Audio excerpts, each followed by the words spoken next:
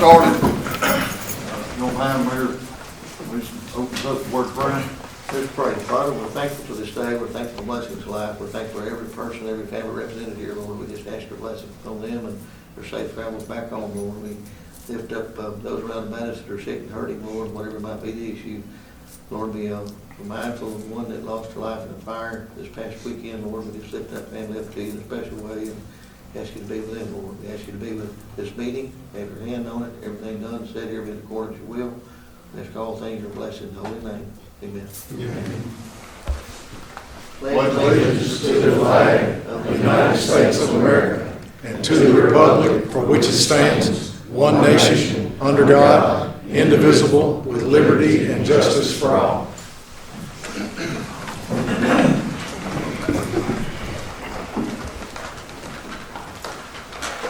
I guess on the, one of the first things on the agenda, I guess, going to be some old business that need to try to do something with, would be the surplus fire truck. We declared it surplus, what, 2-3 months ago? Something, November, December, and still got that hanging out there, so need to try to do something with it. We had 2 of them that was, well, one declared surplus, 2 was brought up, and 1 declared surplus. The other one's going to use for backup, right? That is not working. Yeah. I think what we need to do, when I make a motion, is to put that truck back in service at reserve status, where it can be one of the better ones we got right now, to use in case of damaged trucks or people that need them. Wrangler's using it right now. What's wrong with the other one? We had, there was one, we had 2 trucks, Yeah, right? the 4, I think, got some piping and some pump problems, right? They don't have a pump on it. That's that old, well, it's a tank. Yeah, it's It's just a tank. You don't have a pump. It's first tankers the county built, they bought some that had gas tanks on them. The first ones, they went up Henderson, Madison County had them, and they just plate steel, they welded up. With plates, you could pull off steel plates, but we had one of them like that. And they were bad about starting leaking around the wells. They didn't have pump, just straight tank with water hauler. That's the only one's got a pump. And so I'd like to make a motion that put back the reserve status. Used wherever it needs to be used, belonging, replacing something tore up. That's whether it's city or county, anyone. Yeah, anybody. Anybody needs to use it, can use it. Is this the 93? What your model is it that you're asking to put back in It's reserve? the international. What year? 93. Well, see, and it's just discussion right now. I mean, you got a motion on the floor. But to me, that kind of, I don't take that real well because, first of all, here we are sitting, come to us on, hey, we got 2 trucks in the county. Nobody in the county needs them, and we want to give them outside the county. Okay? Logical question is, does anybody inside the county need them before we give taxpayers money away to another county? Logical question. This is just a little history, okay? I'm just going over a remind myself too to get it straight, but, so, come to find out, somebody in the county needed it.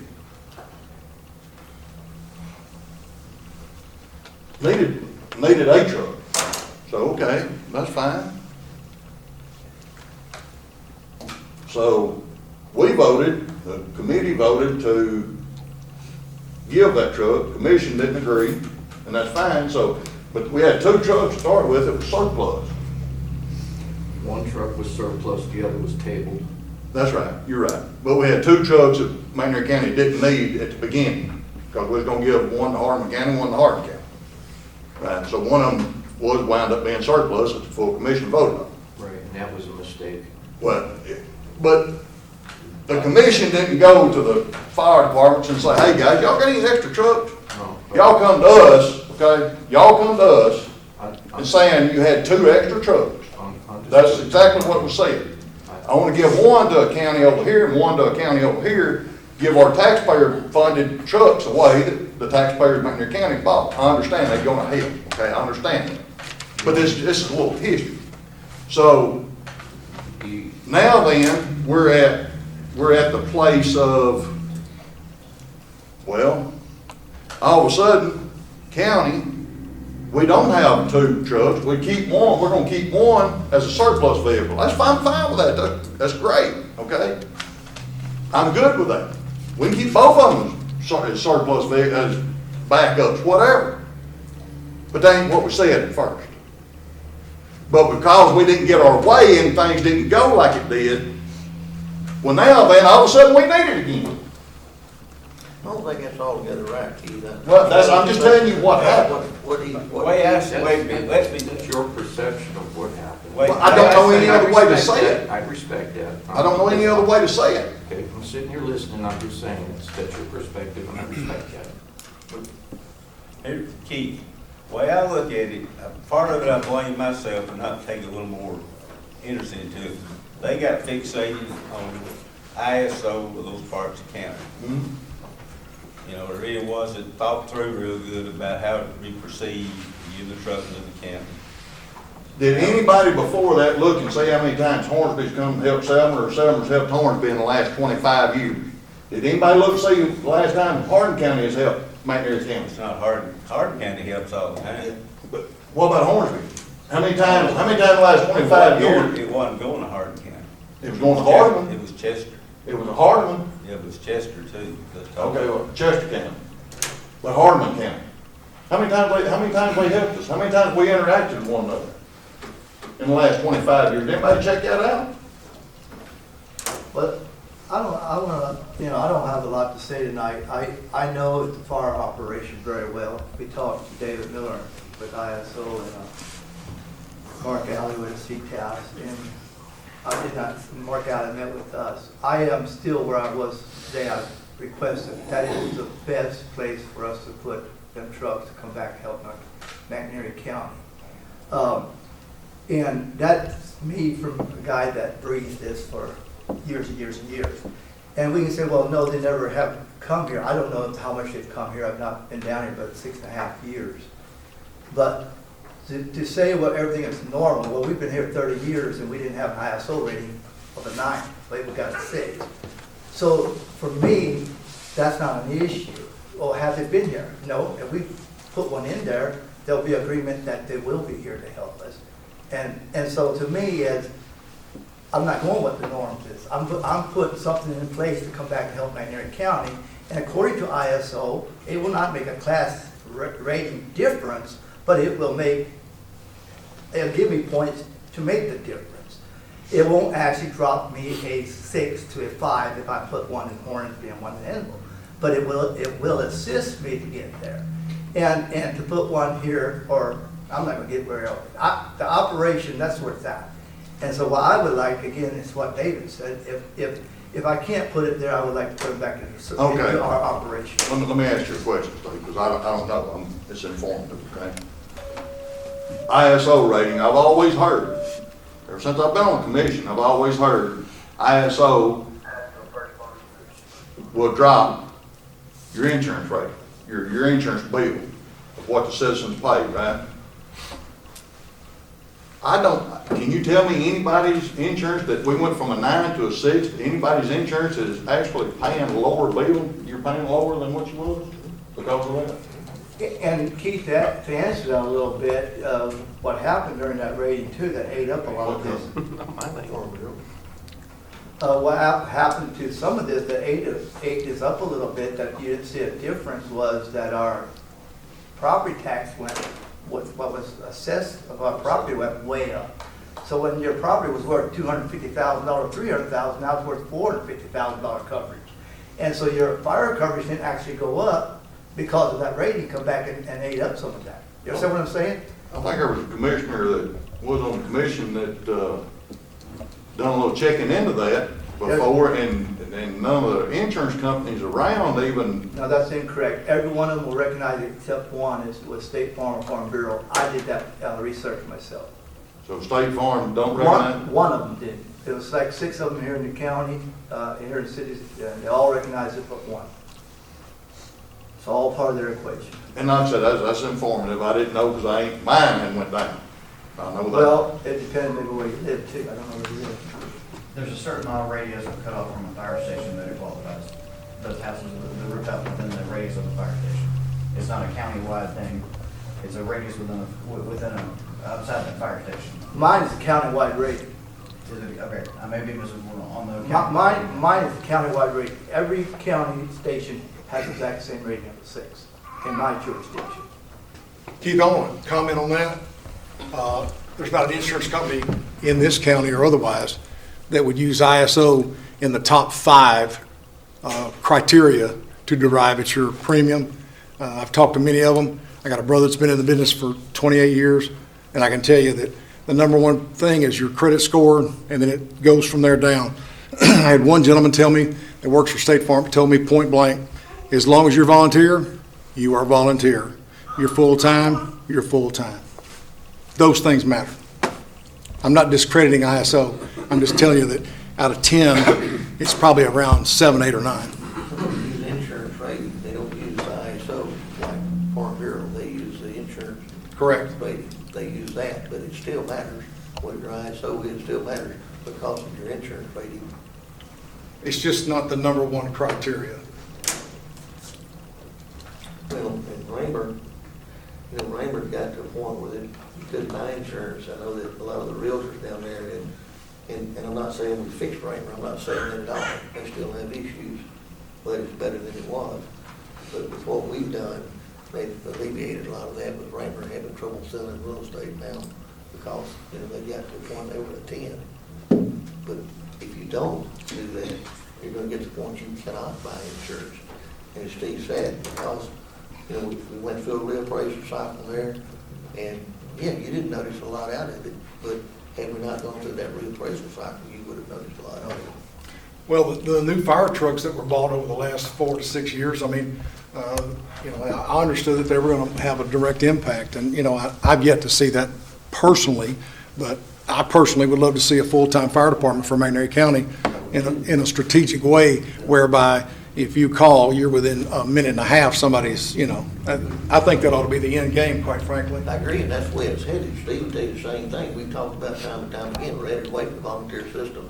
You're headed to full-time departments. I would But agree, they're gonna have to be and I would placed- support that. They're gonna have to be placed in a way, as you said, strategically, where you Sure. can support the majority of the county, like that too. But I can tell you, in fact, it's laying on my desk in there right now.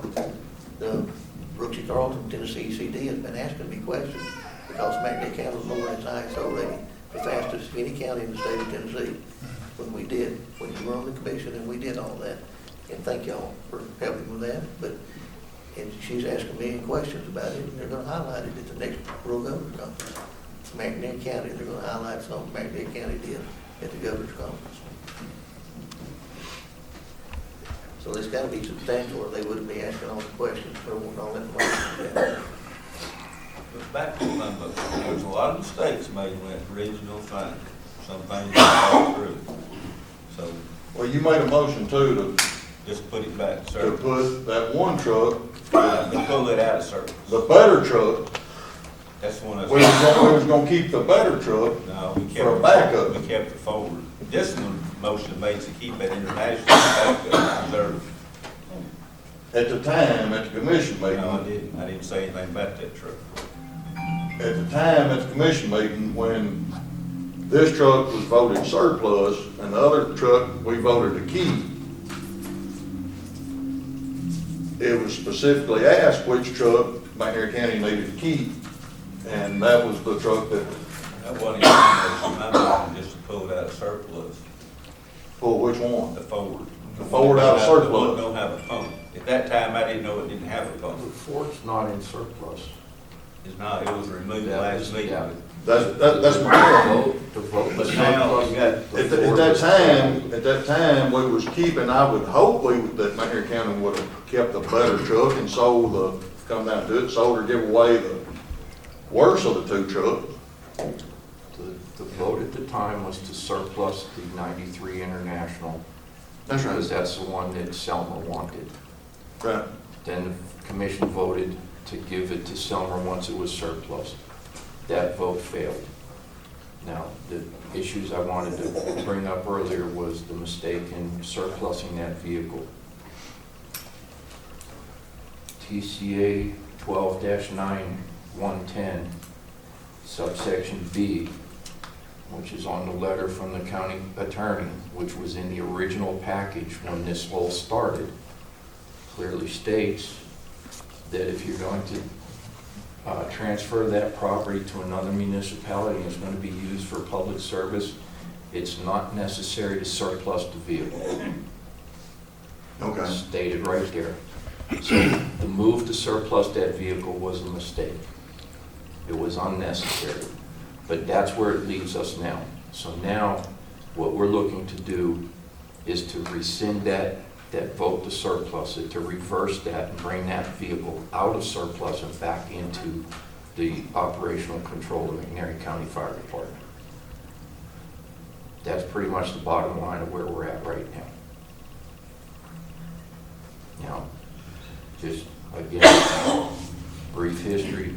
Yes, we wanted to try and move that to Hornsby and to Enville to cover those water scarce areas that we have up in that area. When Selmer put in their bid for that tanker, we as a department realized that moving those tankers to Hornsby and Enville was going to be a pipe dream. That was a lost cause. All of the heated discussion, he said, she said, finger point, and all that crap that went on about these tankers and back and forth, none of that matters to where we're at today. The vote was brought before the full county commission. The vote was against moving that vehicle to Selmer. As far as I'm concerned, that's a dead issue at this point. Now the only issue is if we have a vehicle sitting out there that's been surplused, mistakenly, according to the Tennessee, codes here, all we're looking to do is reverse that surplus standing, bring that vehicle back into control, operational control. Well, I can tell you right now, I'm not for I'm not for bringing back surplus. Out of surplus, I'm not for that. If you put it back in the county fleet, then anybody that needs it in the county, just like right now, put it raining for months or over months, And where's the other one at, the one we didn't surplus? you send the building. So, And what's wrong with it? Why ain't they using it? Who? Raymond. they can't use it, don't have a pump on it, don't talk about that. Well, so it's not usable then. Well, It you is can use a usable tanker. if you need it as a tank. So it's just whatever, But, yeah, and we messed up, is my point here. We messed up, and we're trying to renege on what we've done. I don't think before we mess messed, I don't think we messed up. We couldn't do what we need to do with McNairy County operation. And so therefore, I would like to get it back to McNairy County operation. Because somebody else wanted it. No, nothing to do with that.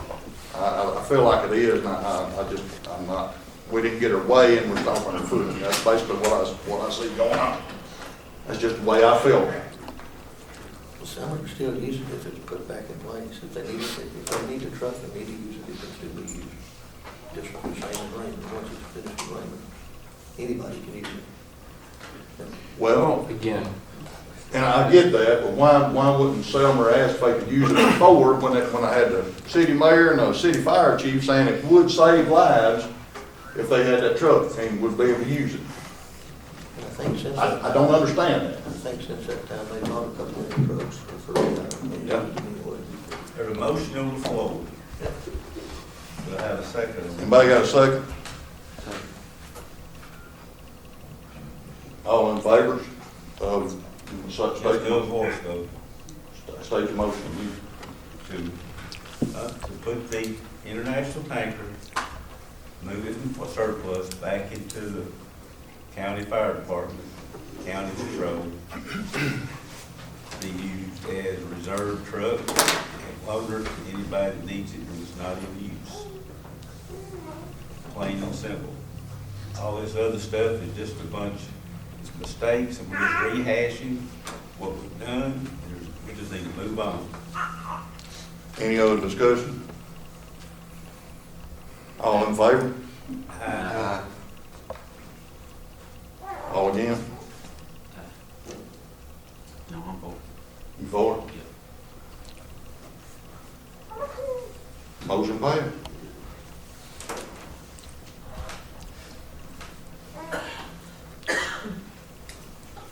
We just need to think things through all around a little better next time we start trying to think out of the box.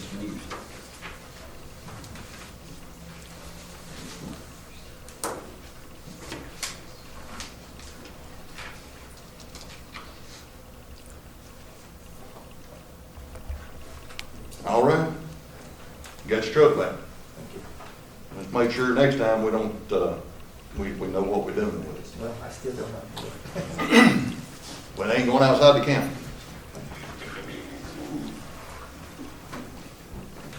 All right, next thing on the agenda,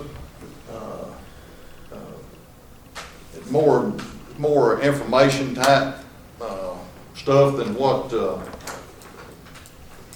than it is anything else.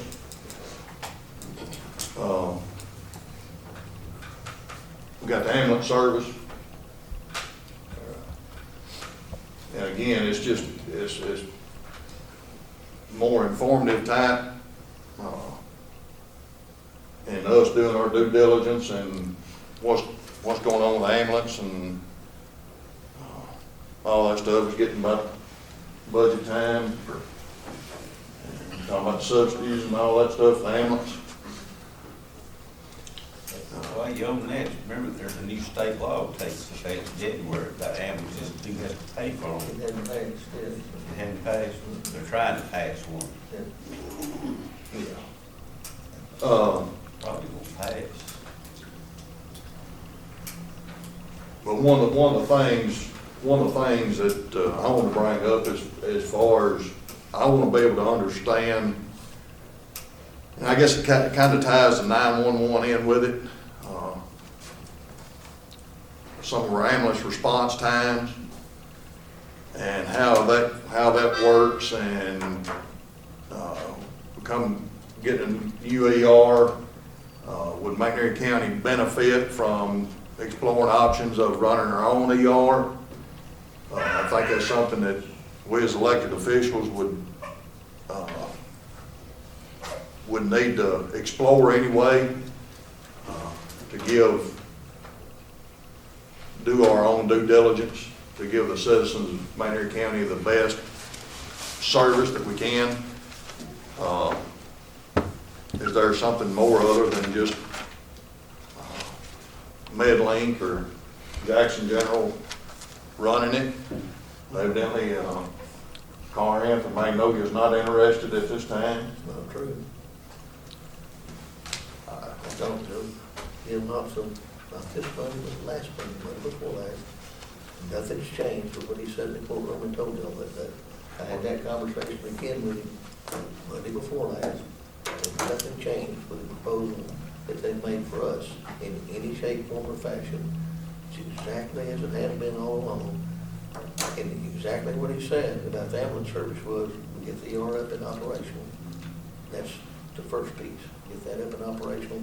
Then we look back at the ambulance service. That's why I've said all along that it would require us probably using West Tennessee Healthcare another year. But in the meantime, there's no, they're kind of out of the question because of the time. They're out of the question until they come here and start what they're talking about doing, because they're not interested in doing that until they get the ER Right. established and in operation. They've said that from the word get-go, from the beginning. So anyway, with, even if they did come, we would probably be looking at having our own ambulances. Isn't that right? That's the $1.8 million I talked about to you before. It's a zero match grant from the Department of Health. And it'll buy 4 ambulances, plus we can use about $400,000 or $500,000 that's on the building, based off what the budget estimate are for ambulances, just last one, Magnolia one. Okay, so all that being said was, we have to explore our options of McNairy County buying ambulance and running this ambulance service again, or Magnolia in the future may look at running the ambulance service, and the option's still on the table of Medley. Still, I think the key to the whole thing is if we own our own ambulances, if we get that grant, we own our own ambulance, it puts us in the driver's seat with whoever we want to negotiate with. right. That's the key to this whole thing. So that's something that we have to explore. We have to. I don't know as far as the 911 and all that, Dana, you might help a little bit. The process, I know, and talking to Sheriff earlier, they have what, 4 ambulances most of the time in the county, supposed to be stationed That's right. in proximity. Some of the response times is still a lot more than what I would like for it to be in some instances. And there's a lot of factors that play into that. And again, I don't think it's anybody's fault. It's more or less, I think, probably the process. And I don't know enough or understand the process on the 911 side of it, because we get the call, as I understand it, the call comes in from McNair County to 911 in McNair County. Right. If they are needing an ambulance, then McNair County has to decide, the operator has to say, you have to get some information in case that call is dropped or something, so it takes a little bit. Then you have to dispatch that ambulance, or you don't dispatch the ambulance, you call, We transfer to call Med. transfer to MedLink, then they dispatch their closest ambulance. Right. I'm not sure on how much time, and I'm sure it happens quickly most of the time, but I'm not sure how much time or where those ambulances are scattered, and they can be scattered all over. So typically, if we get a call, by the time we take the call and we page out first responders till the time they're paging an ambulance, about 3 minutes has passed. Depending on if that ambulance has transported somebody to Jackson, if one's gone to Mickey, it just depends on where they're at in the county as to how soon they can respond to the call. But by transferring, you're losing at least 3 minutes per call. So if you stop the clock for 3 minutes, it don't sound like a lot, but if you're having a heart attack, that's a lot of time. That's right. So when the hospital closed, we tried to negotiate us keeping dispatch here. West Tennessee Healthcare said that's a deal breaker, we're not gonna do it. So we've struggled with them ever since, trying to get response times up. And sometimes if we don't have an ambulance available, it's 10 minutes, it may be 15 minutes before they page somebody to go to a call. But on a typical day, just a normal call, it's about 3 minutes. And so, and again, I'm asking, I don't know. Is everybody, is fire, ambulance, and police, any emergency vehicles all on the same, can the ambulance drivers in the truck hear when fire's dispatched, or when you're calling out the fire department, can they hear? And just like if say, we've got a rollover vehicle on fire, and you're dispatching Ankeny Fire Department out. Well, more than likely, there's gonna be a person in there that need the ambulance. That's right. Can they hear you dispatch fire? Not to my knowledge, and Alex. I may be able to answer that some. There are county radios in all 3 of the units that are in this county. Yeah, all 3 of the McNair County ambulances have fire radios in them, so they can communicate with McNair Dispatch, and they can communicate with the fire department if they need to. So yes, and every McNair County ambulance, and there is. Now, all the other ones, like Chester County, Madison County, all them, they do not have fire radios. But McNair County does. So if they hear, say it's on 64 West here, and you got an ambulance sitting North Selmer, when they hear that fire call come out from McNair County 911, do they have to wait until MedLink dispatches? Yeah, they have to wait until Medlink dispatch. Now, they can go ahead and start heading that way if they want to. That's up to the crew. But ultimately, they have to be dispatched by Medlink up in Jackson first before they can actually respond. Say to me, that don't make sense, but, I mean, you got an emergency situation, you know, I won't. Would this be eliminated if, I'm assuming if we had our own ambulances? Yes. Well, that's gonna be my next question, if, Yeah, there's more to it, and Alex, you can Yeah. speak to this, and I don't know if you and I ever worked together in EMS or not, But but I don't think so. in 7 years, and I had a 7-year break when I wasn't a cop, and I'm a paramedic, and I worked for West Tennessee Health here. I also worked for Rural Metro, which is, at that time, was the largest ambulance service in the country that started priority dispatch. What people don't realize is that EMS doesn't sit around monitoring the radio, they're toned out. So you understand, their radios aren't sitting there monitoring all the time. Until they're toned out, they don't hear anything. Yeah, that is correct. So it's not like they're sitting there, like on the sheriff's office, we hear everything that's going on all the time. That's not the way EMS radios, that's not the way it works. So they're not just sitting there, waiting for a call. That's just not the world. What happens and the reason that they don't is because priority dispatch that was invented probably around the early 90s is moving resources where they're needed. That's what Med Center does. If they've got 4 ambulances here, all 4 of them can be on a call, but they're deep in resources. So they start moving ambulances from other counties, even to Madison County, moving ambulances from Madison County to Chester County, ambulances from Chester County to McNair County. Am I right? That's correct. That's how deep they are in resources. Us having 4 ambulances here, there'd be days when we'd have hours and hours of response time because all 4 of them would be out of the county doing something. Am I right? That's correct. It's not like you can put 4 ambulances in McNair County being an island of your own. It just will not work, y'all. You have to have resources that are movable, and that's what Med Center brings to the table. That's what Alcorn County could bring to the table because they have resources. But to think that we're going to come here and have 4 ambulances in today's world and run things the way y'all expect it to run, Alex, you tell them, I'm the sheriff, and I mean, I know better than that. Right. I mean, and Sheriff Buck is correct. I mean, there are going to be days where you need 1 ambulance, and there are other days where you're going to need 10 ambulances. I mean, it's just, it's just the way it is. EMS is a very unpredictable business, so.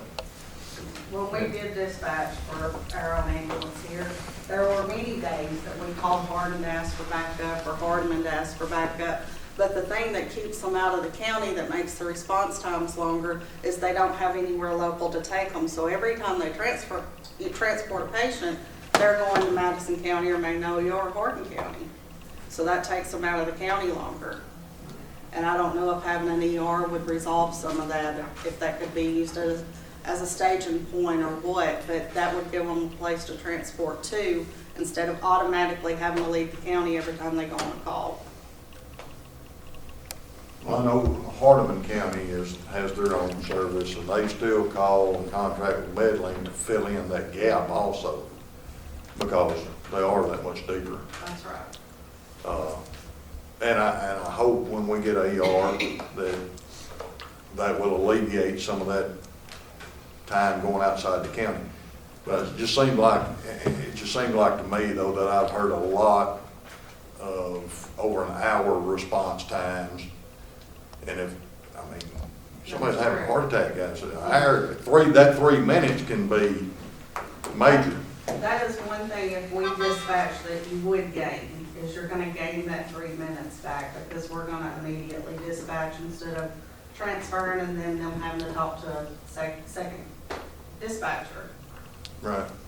Now, if I might add, just from an EMR, first responders point, and not taking anything away from the ambulances, but as Dana said, when they get the call and they realize what it is, they tend to dispatch first responders first, and then there's maybe 3 minutes before an ambulance can be dispatched. EMRs in this county are spread out the same as the ambulances. They're looking at, say, District 2, Station 22, Lawton Station. sits right there on 64. But I live up in Purdy. Even lights and siren on my car, it's a 5-minute drive to get down to 64 or try and get anywhere close to the station. So I've got a 3-minute head start on the ambulance, but I'm still 2 minutes from hitting a major highway. The other point is we commonly get first responder calls for the Stantonville area. That's 12 to 18 minutes to get to that call. Stantonville doesn't run EMRs out of their station.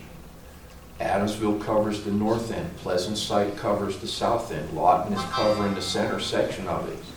We're at as big a disadvantage as the ambulance service in our response times. We're trying to better that. We're trying to get as many people to step up and take the EMR class and increase our first responder load so we can spread them out over the county and better our response times. There have been calls that I've responded to where the ambulance has managed to get there before I do.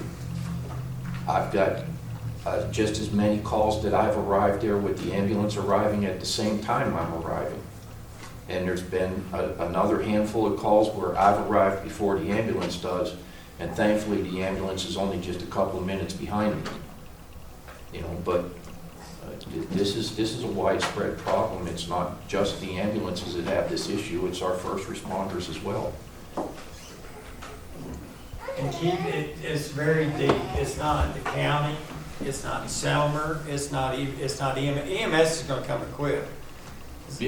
I can tell you, as a paramedic, I've been many times wanting to help, and the first responders have no equipment.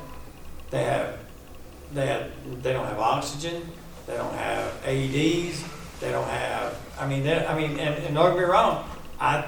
Even though I don't practice, I maintain my license and everything. If you give me the tools, I can still work. But not with nothing. I'm out there with popsicle sticks and. I know the first responders used to when we had the hospital and the ER and stuff out here and had our own ambulance service. The ambulance service would supply the first responders back then with the tool bag, sure, you know, for everything they needed. I don't know what goes on now or how that's. But that's one of those things. So if you look at the whole county. You didn't bring in all the cities and everything, because I can tell you that some of our towns, when they first respond, they don't have anything. I'm just putting it out there. I know it for sure. Hopefully we've seen it happen many times. I got a question, and I'd like to hear from several in here.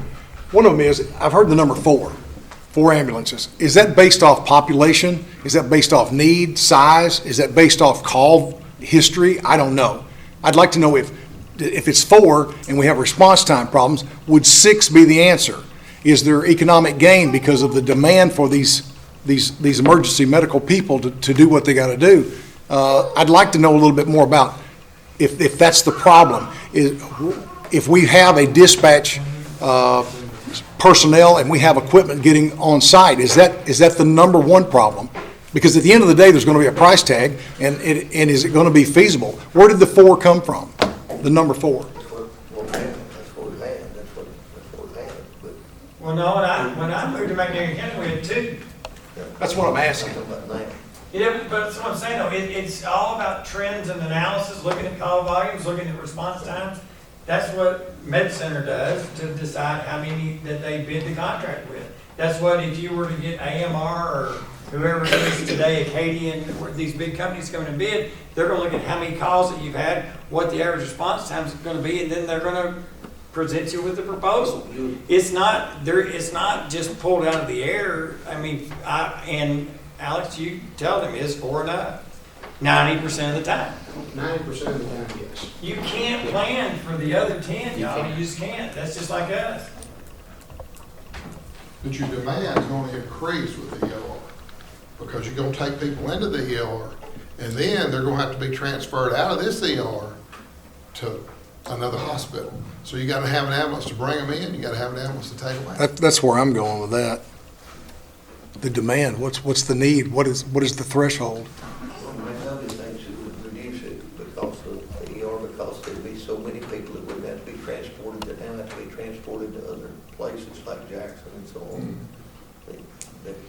so many of them would not have to be transported. And that may be, I mean, I know anybody has to stay overnight, not gonna stay overnight in our ER, they're gonna have to go. We've had a fair amount of conversation about it, but I think it would help with your nursing home patients and your, Absolutely. like DaVita patients that have to have ER service, that they're not staying overnight in hospital. Absolutely, I agree. So it would help with that. And some of that is them being transported to dialysis and things of that nature that's taken up in the ambulance. Yes. That probably could be suited by a van type transport or something of that nature to specifically take care of the nursing homes or, I don't know that, but, I mean, Alex, that's, does MedCenter still do that in Jackson where they got The BLS transports. and- yeah, but they even had the vans for a while. They just didn't- Yeah, they have the vans. Now, the vans mainly, I think they mainly service Madison County. I think the Right. McNairy County trucks are the ones that actually service our area. They take them to dialysis, doctor's appointments, whatever. So, I'd just like to add some, just for clarification. Right now, every EMR that I know carries oxygen in their EMR bag. The EMR bag that I have has oxygen in it. I purchased my own EMR bag and it was about $400 when I purchased it. Problem with purchasing the bags like that is the O2 cylinder that comes with the bag when you purchase it is not compatible with our ambulance service, so you can't swap those cylinders out. You have to basically trade with the ambulance service to get one of their cylinders that's compatible. well, I think that's what the sheriff was saying, they don't, But- most of the EMRs don't have no equipment. Well, That's why I said, just for clarification, I'm not gonna speak for every single EMR that we have in McNairy County, but everyone that I know, that I've personally spoken with, has oxygen in their bag. Now, the AEDs would absolutely love to have those with our bags. Problem with those are, an AED is $2,000 Yeah, that's right. new. Yes. Our budget doesn't support purchasing 10 or 12 AEDs right off the bat and handing them out to our EMRs. The pads that are used on those are running about, I think the last time we priced those last week or so was like $59 for an adult set of pads. So you want to carry 2 sets of pads with you. Every time you use one, you have to replace it. There's another $59 charge coming out of the budget. And I'm telling you right now, our budget just doesn't support that. As much as I wish it would, our budget just doesn't support that. well, yeah, I mean, the mayor and I had a meeting the other day, we talked about the opioid abatement money, and I think that we definitely want to put AEDs in all the patrol cars, but I think that they also should be in any emergency vehicle owned by the county. I mean, if we've got the money, we should spend it. I can't imagine anything better to spend it on than Narcan, AEDs, and oxygen. I mean, I can't imagine anything better to spend that money on than those 3 things. I would agree with you wholeheartedly on that, absolutely. So, again, I mean, informative type meeting, is there anything that y'all know of that we can do to speed up the response times to the emergency services? As far as 911, the way it's handled, or the process, or whatever, I don't know. Well, I know for us, I run a report for our board meetings each quarter, and we are 99% answering the 911 calls within 10 seconds of the call coming into the center, 99% of the time. As far as the transfer goes, we have to gather the location before we transfer in case we lose the call. And then as soon as we transfer, they're verifying location too. That it just, the best thing I could say we could do is dispatch our own ambulances. That way it cuts out the transfer and it saves time. And I agree with Dana 100%, and she knows I got her back. But the only problem with that is, just like I said a minute ago, is she doesn't know what resources MedCenter has that they can move to back up McNairy County when we get in a bind. Does that make sense, everybody? And that's the only, and hate the 3 minutes. I hate the transferring the calls. I hated it when we started doing it. But you have to look at the big picture, and maybe I'm the only one who or maybe I'm not doing a very good job of explaining it, but when she uses up the 4 ambulances that she's got, what does she do? When they send 2 ambulances out, they start moving resources. So, but, you know, again, that's the same thing that Hardeman County does. They still utilize them. They still utilize them. But they utilize them once all the resources are gone. Right. Then they call and say, hey, I need you to respond to this address. When we have a contract with MedCenter, they've already moved a resource from Chester maybe to the county line. Do y'all still do that? Right. So you can't do that when we get down to 1 ambulance here, I guarantee they're moving resources. That's correct. But is that something though that could be done if we owned our own ambulances? Say McNairy County had, say today, we owned the 4 ambulances is here. When we get down to 1 ambulance that we know is still here, would that not be a feasible resource is to have a contract? Right now, we're subsidizing $219,000 for ambulance. I imagine that any county that touches us would help us anytime that you ask them to. But they're not gonna move every time you call just because you get low resources. I'm sorry, I just don't think And I've been they so would. interested in partnering with Magnolia Yeah. this entire way through. And it doesn't matter if it's Magnolia or West Tennessee Healthcare, it doesn't really matter. But I agree with what you're saying, but it's important that we have that backup.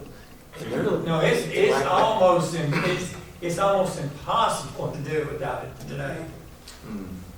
Magnolia's looking for as much from us in that it's a resource for them also. If we No got. doubt, one no doubt. here, I guarantee you, and they need it, if then they're they have- standalone now, they are. Yeah, so it's a two-way street for them, and that's their interest in this. I was just gonna say, I know people that work in Midland that, was supposed to report and work their shifts in Gibson County, but they've worked it in Selmer because of where we needed ambulances. But the snow we had a couple weeks ago, if somebody's going to Jackson, MedLink ambulances slides off and wrecks. The next day, we still got 4 ambulances, right? If it's ours and we do that, we got 3 for an unknown amount of time. Yeah, we wrecked one. So, We got 3 until. Unless you partner with someone like that. well, that kind of partner's gonna be money though, so we're back to spending a lot of money again.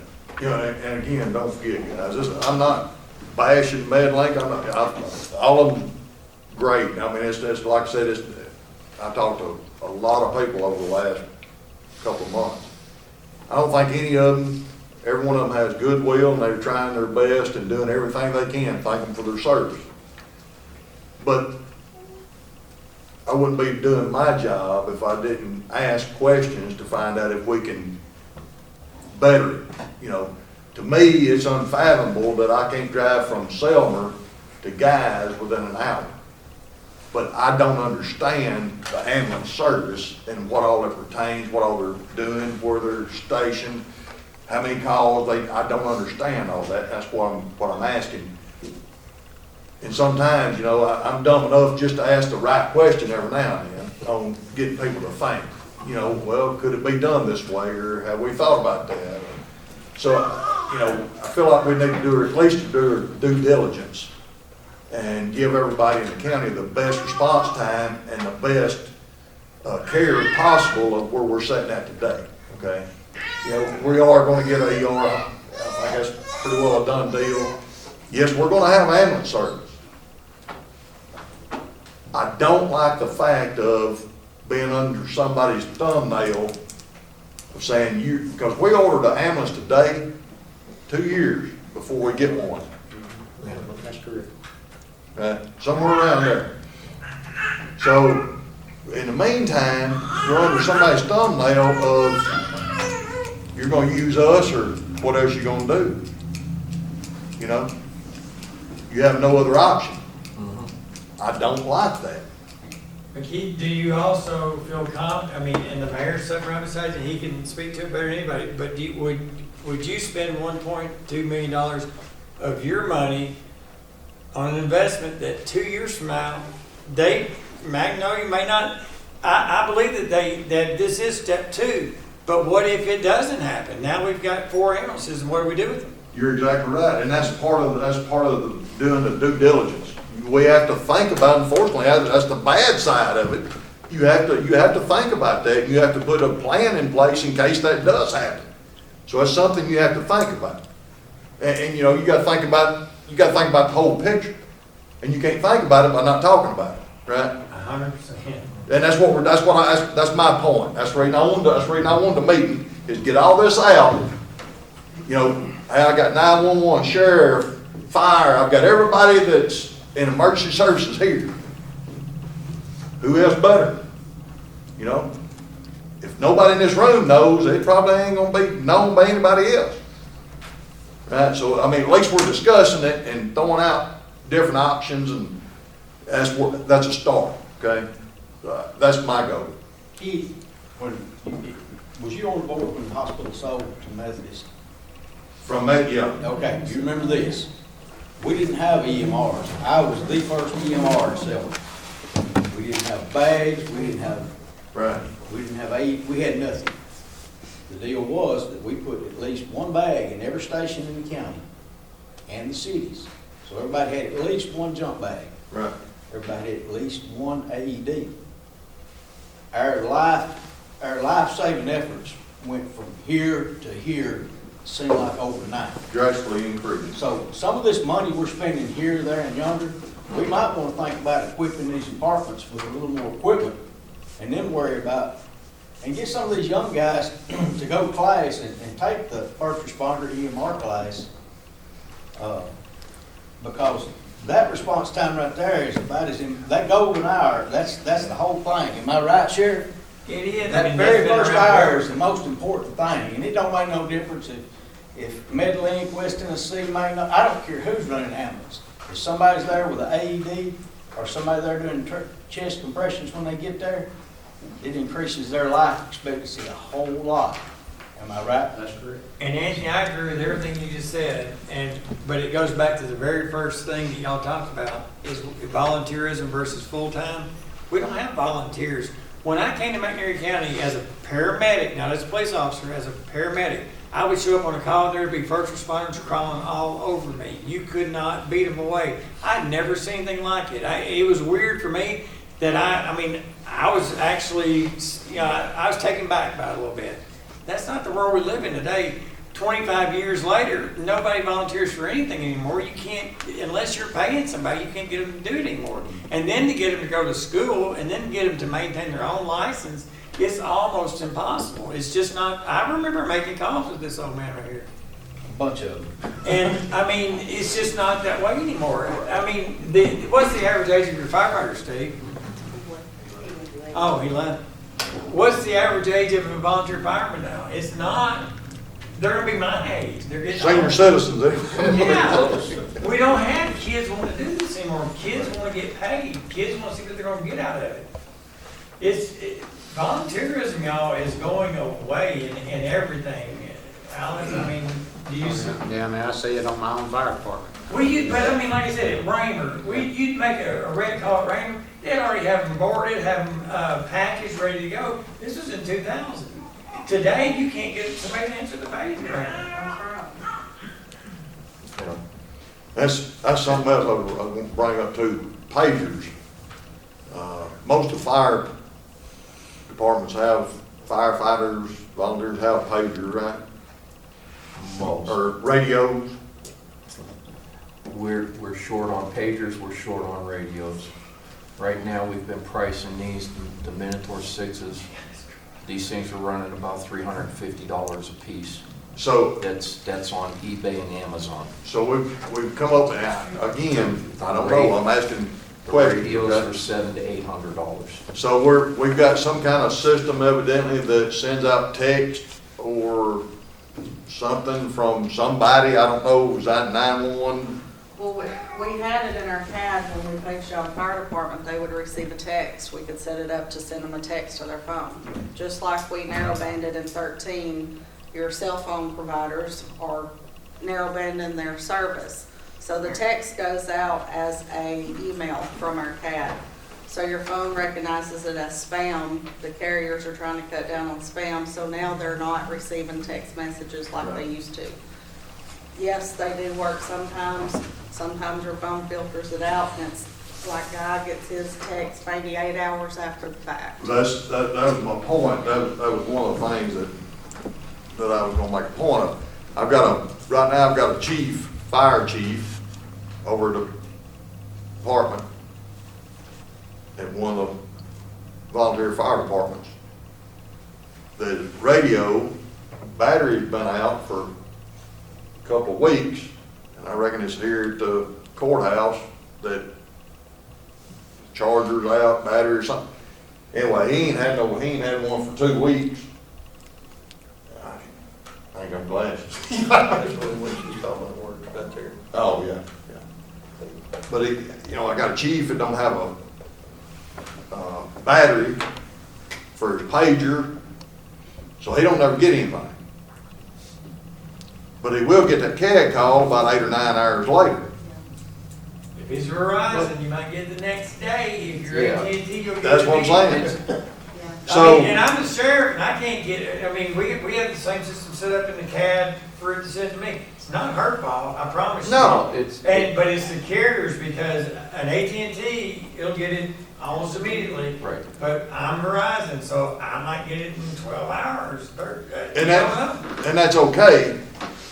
But right now, as far as my main concern right now is everybody, most of them, like you said, is senior citizens. I mean, most of them volunteer fire. They're not big on all this text and all that anyway. So they still rely on pagers and the radios and all that. We gotta find some money to get some doggone batteries or something in here. If we can't fund a battery for a pager, Thank you. something's bad wrong. Well, and remember this, Tookie, with the pager, it's sitting there in standby mode all the time until that tone goes off, and then it comes up. So its battery's a whole lot different than if you give everybody a radio. That means that 24 hours a day, that thing has to be charged and on. A radio works. I mean, you can still get toned out on the radio, but it's going to be sitting there on all the time, which means it has to have usually 2 batteries. And what do we pay for right now? No, I'm talking about for radio. Radio probably 8 or 9. I was gonna say 900. You're $1,000 in. So for everyone that you want to do that, you're looking at $1,000 for a radio that will talk around this county, mostly. But you're on VHF, and Andy, you can talk to that too. I mean, it ain't that they're not pushing the signal out. It's that the signal's smaller than it used to be. We don't have the ability to transmit at the levels we used to have. So even if you gave them a radio, gave everyone a radio on VHF, which is technically a line of sight radio, it's not gonna work all the time. I promise you. Ours don't work all the time, and we've got repeaters all over the county. Does most people have the same pagers or whatever? Is that kind of a standard? Right now, we have the Minotaur 5s and the Minotaur 6s. The Motorola just came out with the Minotaur 7s. So right now, we're dealing with mostly the Minotaur 6 and the Minotaur 5s. The batteries are different. They're not interchangeable. Yeah, they're not interchangeable between the 5 and the 6. So you have to order, the 2 different batteries. The radios right now, we've got some of these XPR 3500s, but we've got some guys out there with the XPR with the 200s. Again, different batteries for these radios, so we have to try. So is a pager or a radio something that the county provides, or are they responsible for themselves? Being involved here. The county provides them. Some of the guys have gone out and bought their own. I'm looking at purchasing one myself that's a little, I don't want to say better quality, but it's from experience listening to somebody that has one of these radios. They receive better and they transmit better than the Motorola's that we have. So is there not money budgeted in the budget fire department's budget Yes, sir. for radios? Yes, sir. And that's my point. If we're going to buy these and supply these, we need to be able to have enough batteries or something to where there's no wait. You bring it in, you swap it out, you go back. I would love for it to be that way in the office, so when these guys come in with one that's not working, I can just swap it out with one that is, and be a done deal. But unfortunately, at this time, it's not like that. We are equipment scarce, we are battery scarce. I don't blame anybody for trying to do the best they can with what they've got. But we've been battling this. I've been on the 911 board basically as long as I've been chairman for I don't know how long, but a long time. And we've heard all the complaints about radios and everything. But the radios that they're talking about, if the county's not buying a radio, if the county buys a radio, they're gonna be buying a Motorola or a Kenwood probably, okay? And you're gonna be spending $1,000. If you go buy a Balphone radio off of Amazon or eBay and you pay $50 for it or less or even $100, don't expect it to be a $1,000 radio. No. Right. And that's what these firemen, and I'm not blaming them, they're not paid. They're trying to do the best they can with what they got. But then they're gonna complain to us that they can't talk to us and they can't hear us. And there's a bunch of them that's buying them. Yeah, they are. Yeah. And don't get me wrong, Balphone, it's a Chinese radio that's it's probably a clone of something else. But there's a lot of firemen that buy them because it's what they can afford, y'all. But it is not a Motorola. It's not a Kenwood.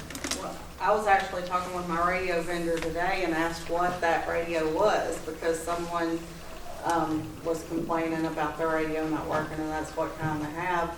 And he pulled it up. You can get 2 of them on Temu for less than $50. Yeah. But as the sheriff said, you're getting what you pay for.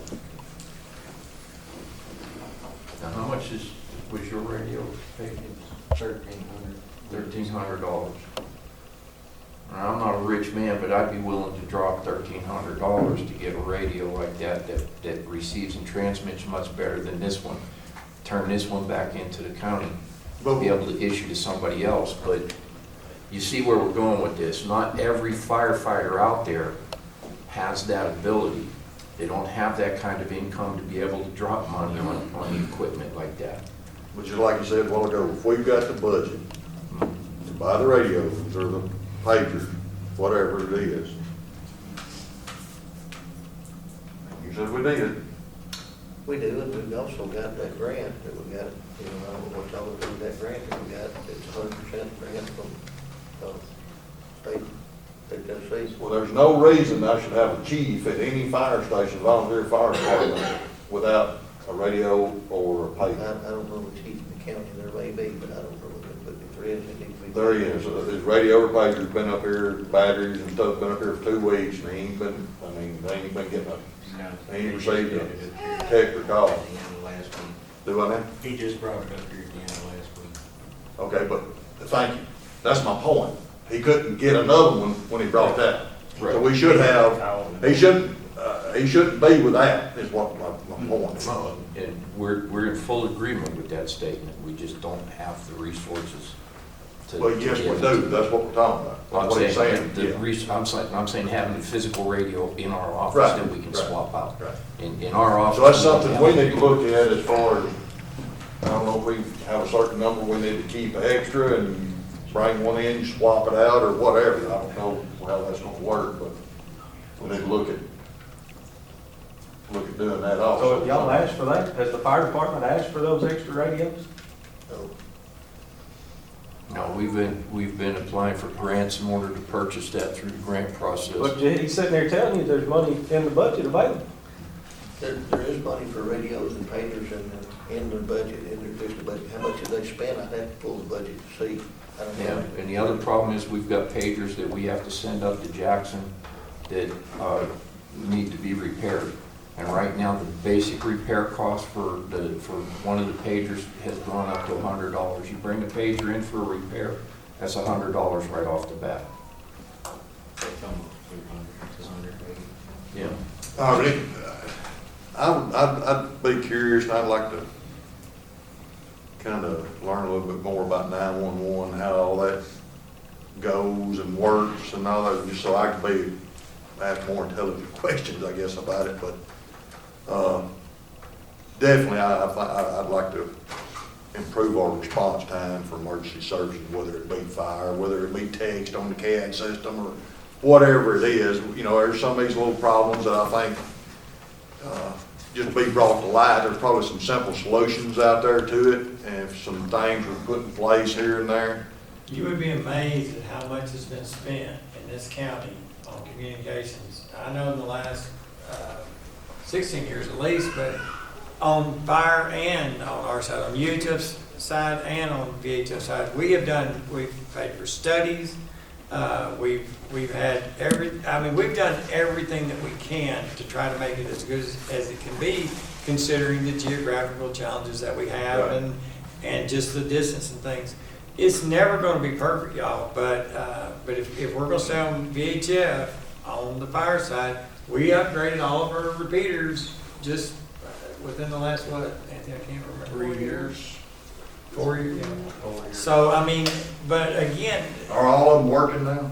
I know they are, if they are today, they may not be tomorrow. I mean, it's, We've got a fire repeater at Sulphur Springs that'll be put in within the next couple of weeks that was sent off for repair. But it's repaired and on its way back, and then we'll be fully functional again. That's the one more than call Pickwick Collector today to see if they get it removed. I told them, That was a tornado siren. what's it sound? Keith, I want to add one more thing here. I'm going to pipe dream, I'm going to drop a bomb over there. It looks like to me that the table is set, or we're poised to seriously start thinking about some full-time EMS services. When you don't have the manpower, if you have the demand that's at least or more than it's ever been, if you don't have insurance incentives because you're volunteer and you think about the budget, you think about the monies, how much on our CDBG have we spent over the last few years? Not that I begrudge that, but think about if that was applied, you reduce the amount of numbers as far as, and put these people out there. I don't know if ISO would recognize that. I don't know what the end result, but I think we're about ready, because I hear this department funding, I hear this guy, there's a chief that ain't got, and then the radios, and then we're infiltrated with, Amazon stuff. At the end of the day, I think we're about ready to have a serious conversation, bring these people that have this expertise in, and let's talk about a long-term plan to resolve some of these issues and increase our services, and may even save the taxpayer and the department some money. That's where I'd like to see us go. And like, Absolutely. Last thing, I guess, on the agenda that I had was, I think Mayor's got an update on MER stuff, happening that went on the last week or so. we got the grant contract for the Connected Facilities grant, the $2 million grant. We got it today. We got the CDBG $1 million one yesterday. That doesn't mean you can start yet. There's still environmental that's got to be done, before you can actually start drawing those funds down. But yeah, we're getting closer than we ever have been. But we did get those grant contract votes this week. But we're still looking at probably by the end of the year being functional. Oh yeah, I think so. I think, yeah. Takes about 6 to 7 months is what the contractor said, to do the renovation of the building. We still need to figure out what, kind of the route we're going on the equipment, and I need to be looking into that also. We got some things that, I guess we as a board need to be looking at also, which way to be the best route. Again, we need to do our due diligence on what the best route is with equipment and all that, buying it up front, leasing it, or whatever.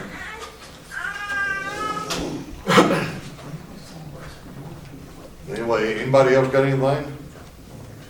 Philip, you were talking about full-time, part-time, so on like that. If you remember, just a point of clarity, if you remember, 4 or 5 years ago, we talked about dividing the county in 4 quadrants, 4 quadrants.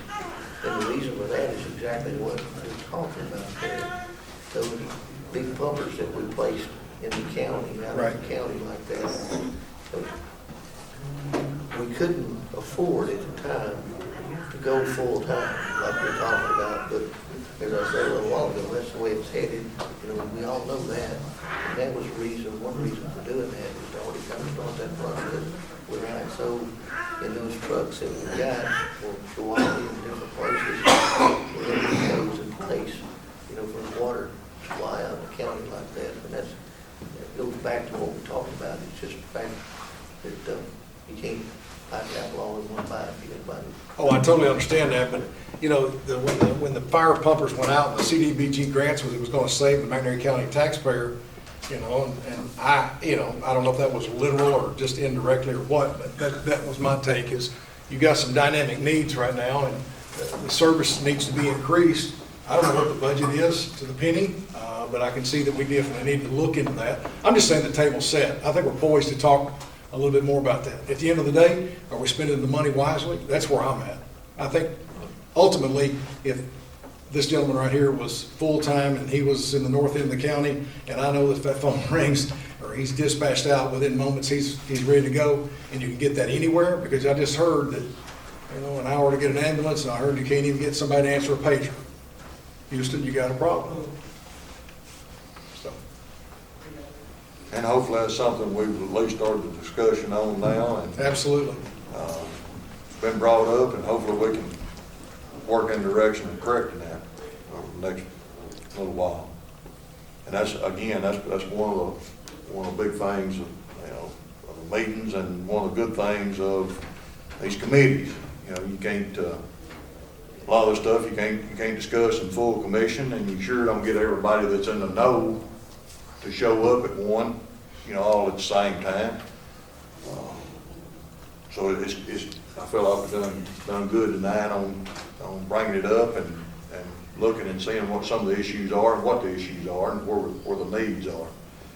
And I think Sheriff and Dana helped me realize anyway a little bit better on some of the response times and stuff, and maybe some areas of improvement going on. And again, it's nothing, like I said, I've talked to a lot of people over the last couple of months, and it's nothing, every one of them, most of you got, ambulance drivers and paramedics and stuff like that is from McNairy County.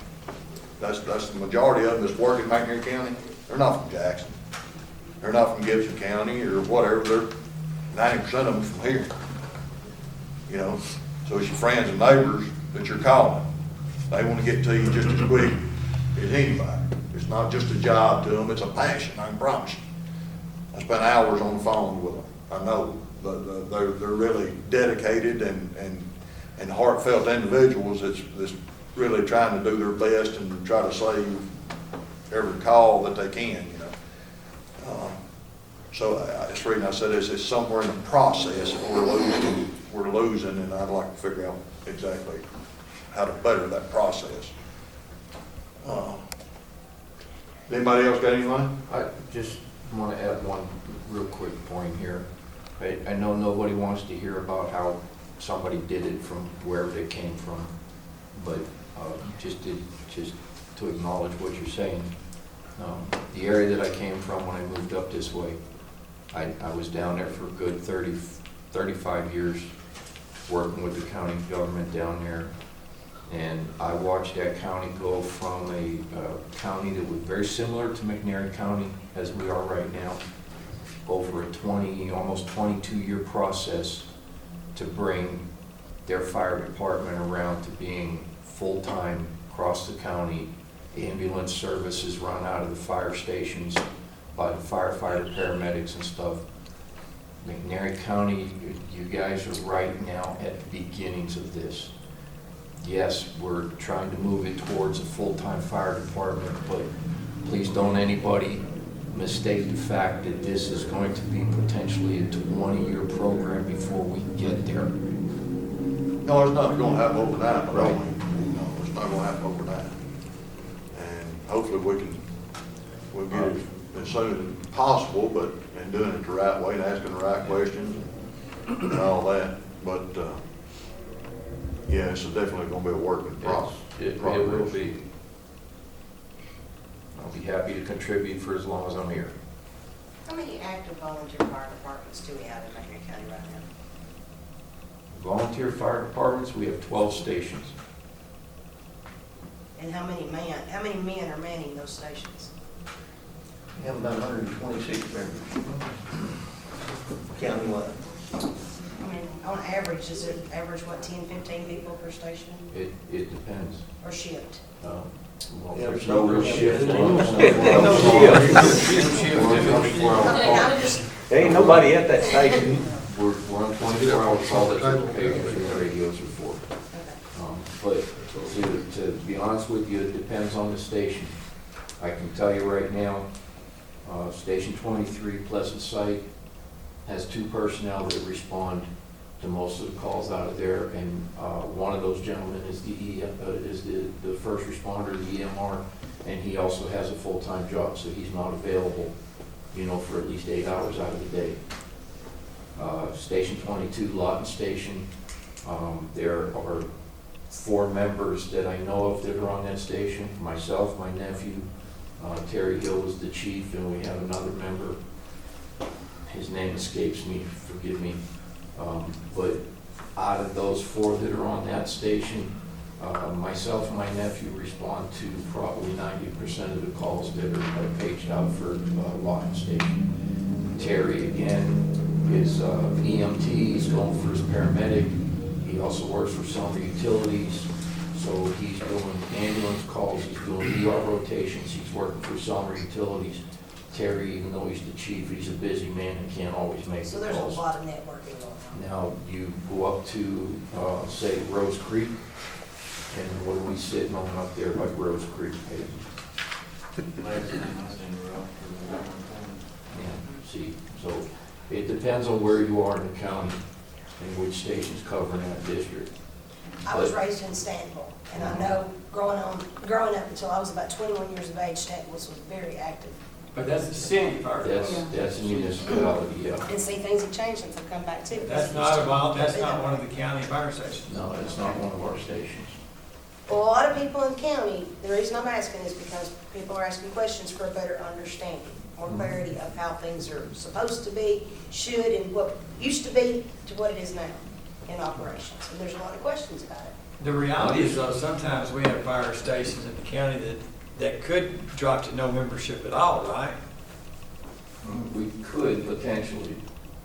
I mean, not that long ago, we had some that didn't have any, but that's not a dig at you, it's not a dig at Steve, it's just the fact that you don't have people volunteering. Yeah, no, and listen, Steve and I would be in full agreement with that.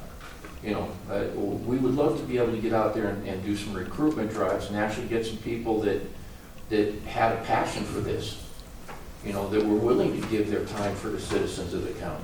A lot of us are getting too old for it too. The one thing You that, gotta recruit them young the people. one thing that we have come to rely on with our department, knowing that in some stations we're shorthanded, is when Dana pages us out, when her staff pages us out, especially if it's a structure fire, they page a district.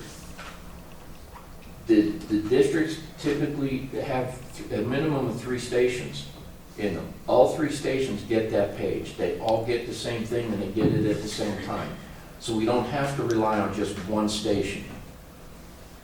When that page goes out to that district, if it's a structure fire, it's the district plus Station 1. So then we've got Station 1 right here in town, has an engine, it has a tanker now, and it has the brush truck. And if necessary, all 3 of those vehicles will roll. If it's a major motor vehicle accident, again, typically they'll page a station, but the last that I've been listening to the pages, the dispatchers have been paging a district in order to be able to get the right response.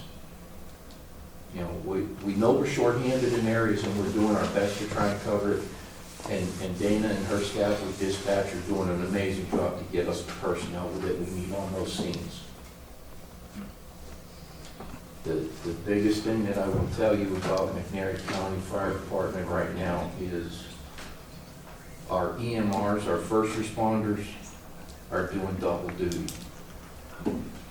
We get a call for a first responder, it's a medical issue, we respond. If a call comes out for a fire, we still respond to that. you won't get firefighters responding to a medical call. So your EMRs right now, your first responders are doing double duty. And I can tell you right now, from the way that we respond, we care about the people. So those EMRs should be priority on having the functioning equipment that they need. That would be nice to say, but that's not my department. Steve runs operations, for our department. That would be the logical way to look at it. But I'm beginning to realize at my age that logic doesn't play into the equation much anymore. Used to when I was a kid, but That's our fault. probably. Anybody else got anything? And I hope that answers your question, ma'am. Hey Keith, I'd just like to say if any of y'all want to come by 911 and take a look, I wish you would. We have an amazing 911 center. Our board's done real well, making sure that we have top-notch equipment. Alex has dispatched many calls out of there. And we kind of stay in our own little world ourselves, but I wish y'all would come and look at what a great center we have here. And y'all do, from everything I've heard, y'all do a fantastic job. Appreciate y'all, for everything y'all do. Go down there, There's no go down lie. there, go down there with them, Keith, and set a shift. That's what we had to do when I took EMR. And that's what I was getting at a while ago. I'd like to do that. Oh, I bet you Dana Give me will a- come right on that. Give me a little bit better understanding and, maybe bring, if you look at it, bring an outsider in sometimes, they may notice something that I may ask the dumbest right question. I don't know. It'd be a lot easier for you to see what's going on behind the scenes and something you might need to ask that you don't know you need to ask. But, y'all are welcome to come anytime and we'll sit down and go through everything.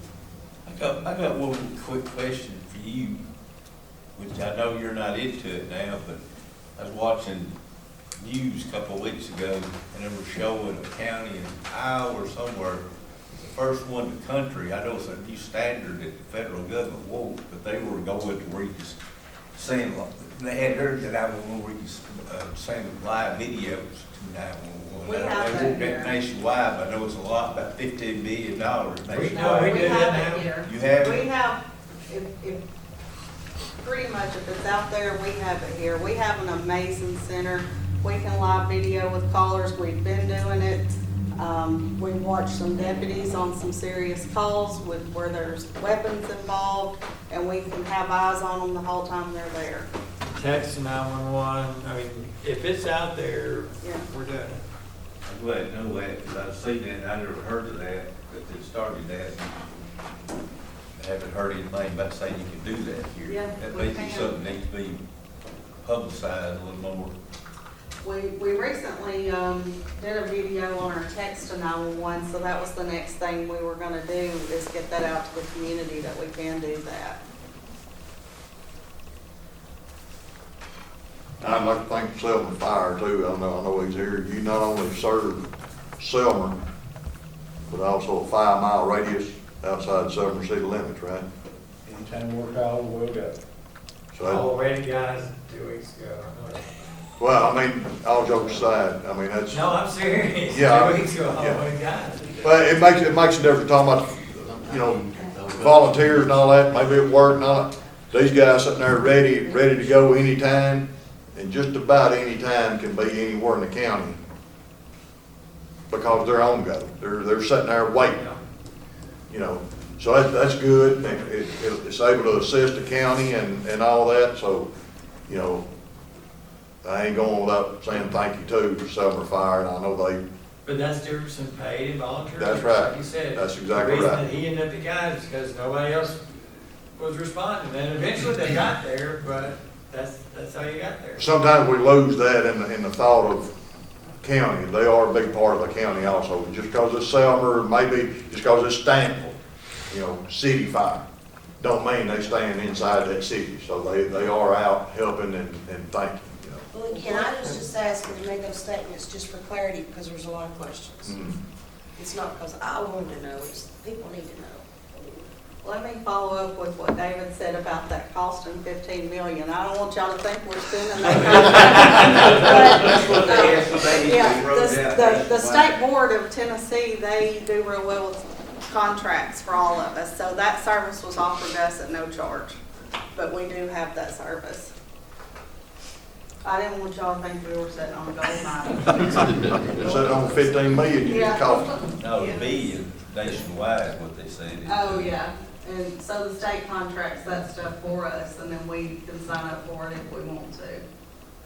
But if they offer it, we accept it. We want to provide the best service we can, so we take anything we can get. Just one final point I want to add here.